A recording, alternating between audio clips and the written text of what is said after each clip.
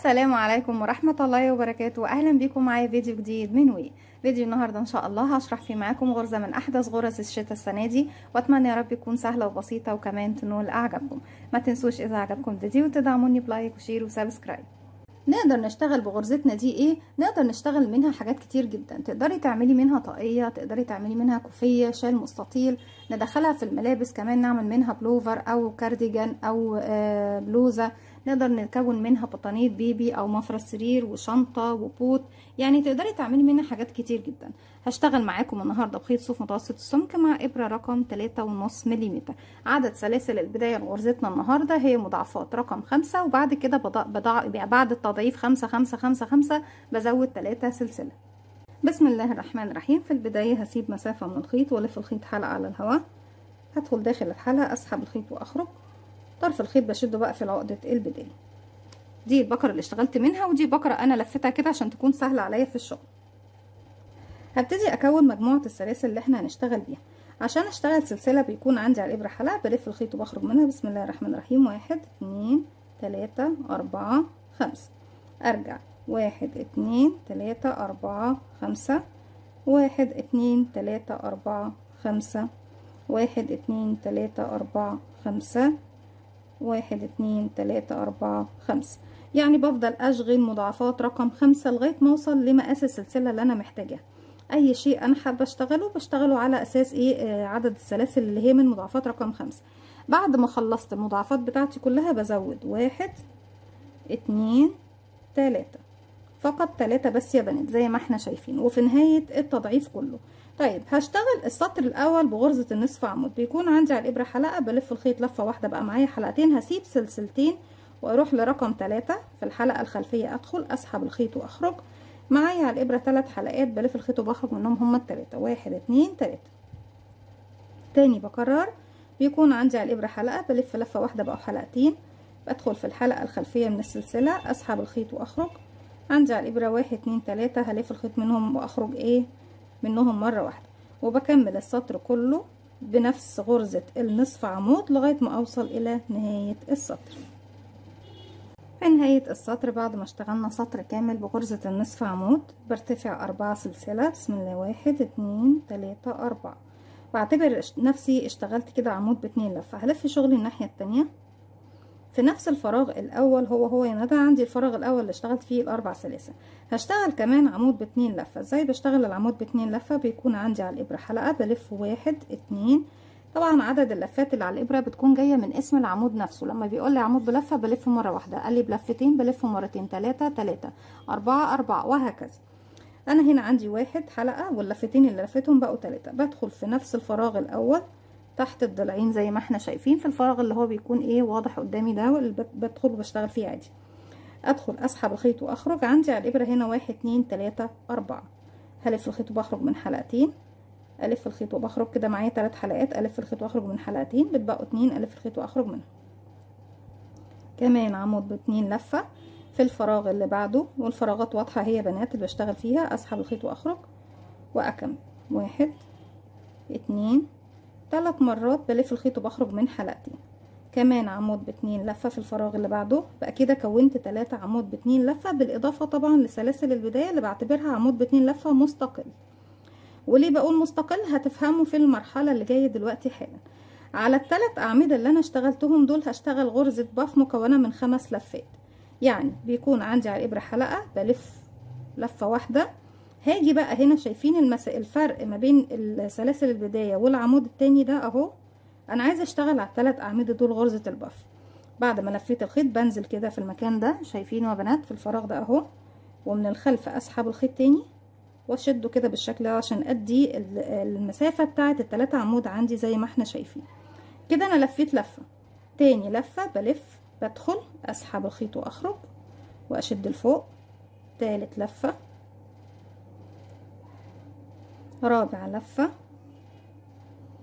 خامس لفه.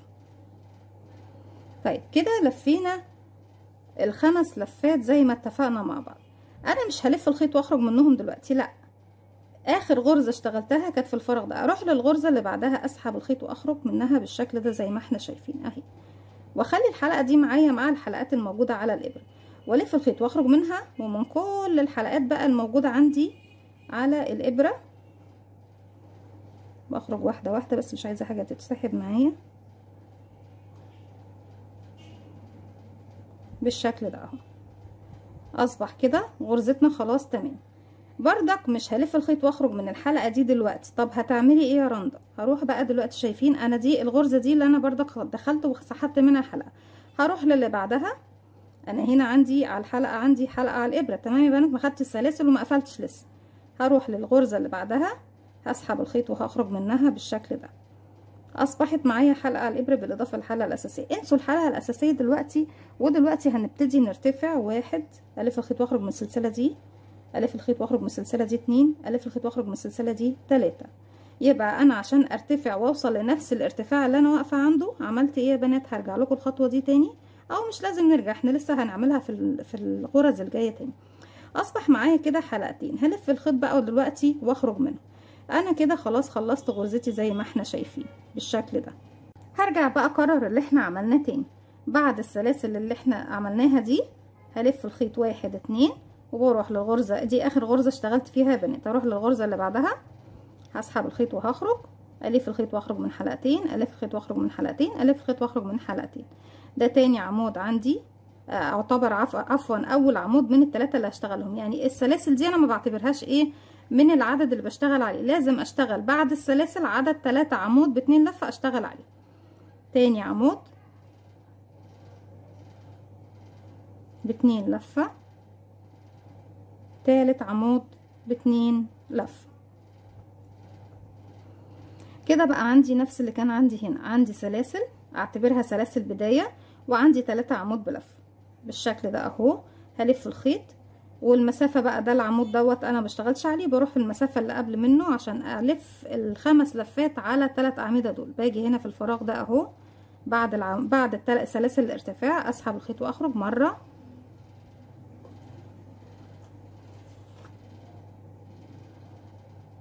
اتنين، تلاتة، أربعة، خمسة. 5 مرات، وتاني اظبط طبعا في الغرز عندي. بعد ما خلصت 5 لفات بروح بقى للغرزة اللي بعدها، يعني دي اخر غرزة اشتغلتها، بروح للي بعدها اسحب الخيط واخرج منها بالشكل ده. اصبح معايا الحلقات كلها على الابرة بالاضافة للحلقة اللي سحبتها دلوقتي. هلف الخيط واخرج من كل الحلقات دي مرة واحدة بالشكل ده اهو. كده خلصنا غرزتنا. بنقفلها ازاي؟ لسه مش بنقفلها دلوقتي. من نفس المكان اللي انا واقفة فيه هروح بقى للغرزة اللي بعدها، هسحب الخيط وهخرج بالشكل ده. معانا حلقة هرتفع منها، واحد، الف الخيط واخرج منها، اتنين، الف الخيط واخرج منها، تلاتة. اصبح معايا حلقتين على الابرة بلف الخيط وبخرج منهم. كده كأني عملت عمود ب2 لفة، بس طبعا بالطريقة الجديدة المبتكرة بتاعتنا او بتقنية غرزتنا النهاردة. تاني يا بنات بكرر، بعد السلاسل البداية بشتغل 3 عمود ب2 لفة، واحد،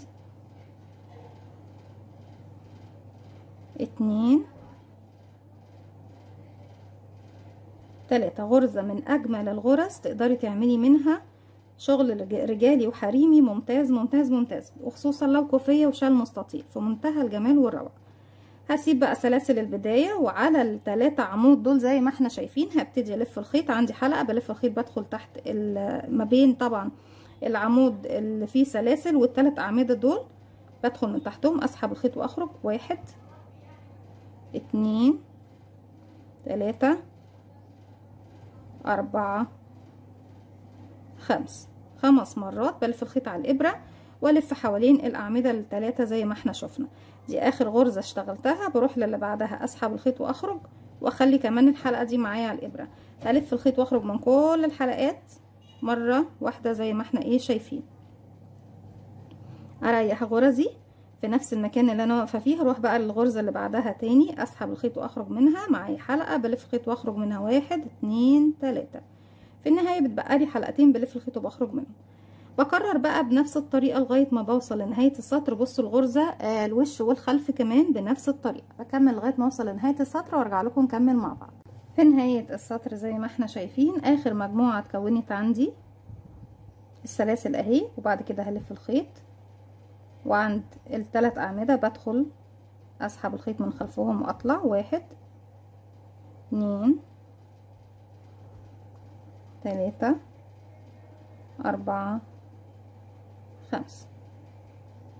معايا الحلقات كلها على الابرة. عدد الحلقات بيكون ايه؟ 1 2 3 4 5 6 7 8 9 10 11. مش هلف الخيط واخرج من الحلقات، لا، هدخل في الغرزة اللي بعدهم اسحب الخيط واخرج، واخلي الحلقة دي كمان عندي على الابرة. الف الخيط واخرج من كل الحلقات بقى بالشكل ده، واريح غرزتي. معايا حلقة على الابرة بردك مش هلف الخيط واخرج منها، اروح للغرزة اللي بعدها هسحب الخيط واخرج منها. عندي حلقة هنا ماليش علاقة بالحلقة دي دلوقتي.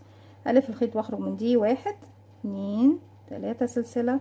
معانا حلقتين، هلف الخيط واخرج من الحلقتين بالشكل ده زي ما احنا شايفين اهو. عندي لسه فراغ، بلف الخيط مرتين وبشتغل في الفراغ الاخير عمود بلفتين كمان. 1 2 3 بالشكل ده. لو مش عايزين تختموا غرزتكم زي ما احنا شايفين، لو مش عايزين تختموا غرزتكم ب2 عمود بلفة، بس هي طبعا لازم تعمليها كده، يعني مش هقولك لا تشتغلي في الفراغ التاني على طول، لا، هي شكل الغرزة بيكون كده، بنبتديها بعمود بتختميها ب2 عمود، ب2 لفة زي ما احنا شايفين، عمود السلاسل والعمود الطبيعي. السطر اللي جاي بيكون تكرار للسطر رقم 1. برتفع 1 2 سلسلة، هسيب الفراغ الاول واروح للفراغ رقم 2 اهو ده، وبشتغل نصف عمود، وفوق الغرز نفسها نصف عمود، وهكذا فوق كل غرزة تقابلني غرزة نصف عمود لغاية ما اوصل الى نهاية السطر. بكمل بنفس الطريقة لغاية ما اوصل لنهاية السطر يا بنات بالشكل ده اهو. بصوا 1 2 ندخل بس في حرف في كامل، 3 4 ومكان السلسلة يبقى 5، وهكذا 5 5 5 5 5 زي ما احنا شايفين. هكمل وارجع كده. دي الغرزة الأخيرة، دي رقم 4، والأخيرة ما ننساش ان هي هتكون آخر سلسلة ارتفاع من السلاسل. السطر اللي جاي ببتدي أكرر السطر رقم 2. شايفين قد ايه الغرزة جميلة ومميزة؟ شكل غرزة البف اللي على ال3 أعمدة مميز، وشكل السلاسل اللي في المنتصف بيدينا شكل مبهج جدا وجميل، وغرزة مميزة وكورة كده وجميلة جدا. 1 2 3 4 بلف شغلي الناحية التانية، وبرجع تاني بكرر بقى نفس اللي احنا كنا بنعمله تحت في نفس الفراغ. بلف الخيط مرتين وبدخل في الفراغ الاول اهو، عمود ب2 لفة، الفراغ اللي بعده عمود ب2 لفة، ده رقم 2، والفراغ اللي بعده عمود ب2 لفة رقم 3. يبقى بيكون عندي سلاسل البداية و3 عمود. هلف الخيط بقى، وما بين السلاسل وال3 عمود على ال3 عمود بدخل من فوقيهم كده، وفي الفراغ اللي قبلهم بدخل، ومن الخلف اسحب الخيط واخرج مرة، وبسحب الخيط طبعا عشان ادي للغرزة شكلها.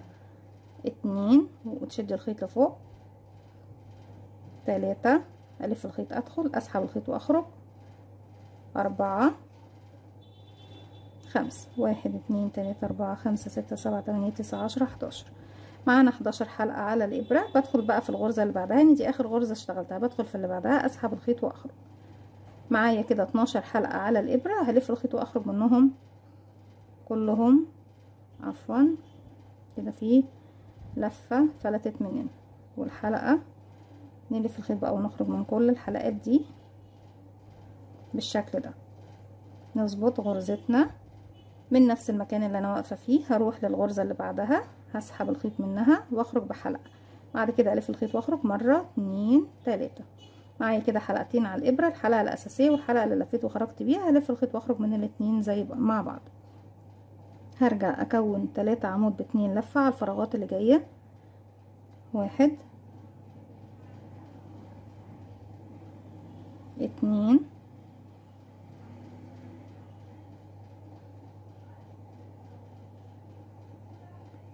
3.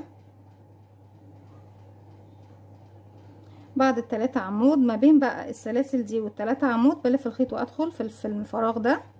1 2 3 4 5.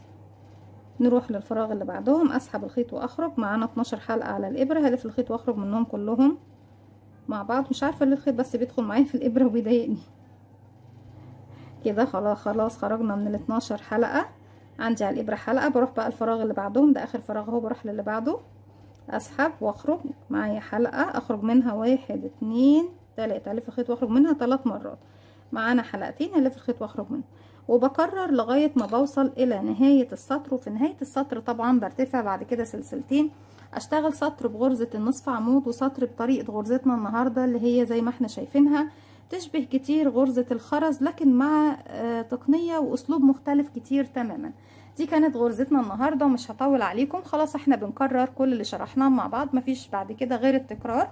اتمنى تكون سهلة وبسيطة وكمان تنول اعجابكم. زي ما احنا شايفين غرزتنا وش وظهر بتاخد نفس الشكل وبتدينا نفس النتيجة. ما تنسوش اذا عجبكم الفيديو تدعموني بلايك وشير وسبسكرايب، واستنوني في فيديو جديد من وما تنسوش كمان تفعلوا زرار الجرس يوصلكم مني كل جديد. السلام عليكم ورحمة الله وبركاته.